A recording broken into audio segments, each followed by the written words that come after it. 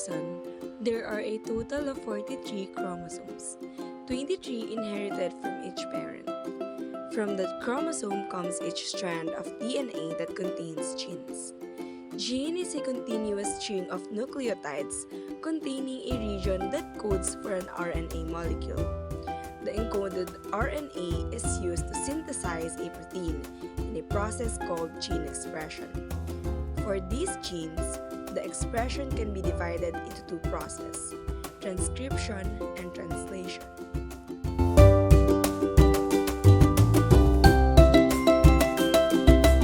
In the process called transcription, an enzyme called RNA polymerase binds at the start of the gene. RNA polymerase begins moving down the DNA template strand in the 3' to 5' direction, and as it does so, it strings together complementary nucleotides.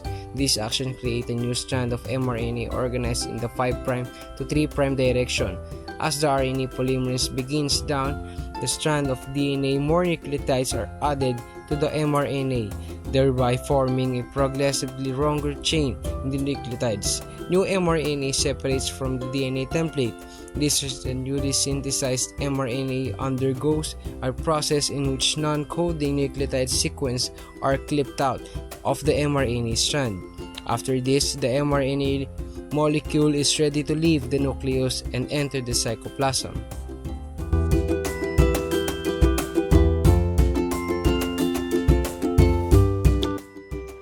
Once the messenger RNA enters the cytoplasm, the process of translation begins. It begins with the ribosome binding to the mRNA in order to produce a chain of amino acid.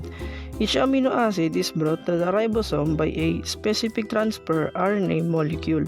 The type of amino acid is determined by the anticodon of the sequence of the tRNA.